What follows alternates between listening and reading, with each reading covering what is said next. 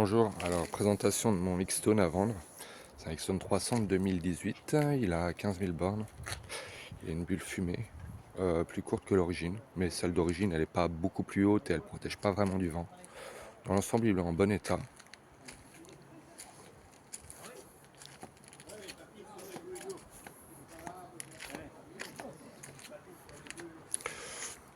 Je vais vous présenter les quelques rayures. Alors là il n'est pas propre, je m'en sers un peu quotidiennement. La plus grosse rayure ça va être celle-là.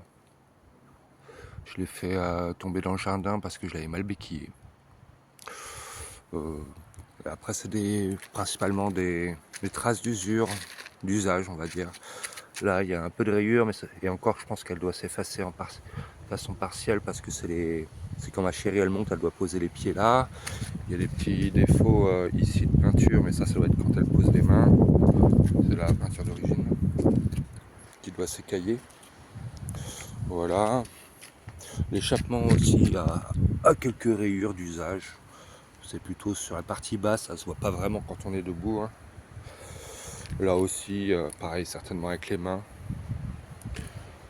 C'est la peinture d'origine Kimco qui est pas folle. Pareil, là, les traces de pieds. Je pense qu'avec un petit polish, ça se part. Là, ça doit être les traces de pieds aussi qui ont frotté. Voilà, je m'en sers quotidiennement. Il démarre très bien. Alors, est-ce que je vais essayer de démarrer? Hop, voilà. 15 000 km. Je vais pas faire de bruit, il y a les voisins à côté. Il y a un petit support de téléphone. Voilà, dans l'ensemble, les pneus sont en bon état, les plaquettes aussi, la vidange et les filtres et la courroie ont été faites il n'y a pas si longtemps que ça. Je dois remonter à 3-4 000 bornes, donc vous avez encore de quoi rouler. Voilà.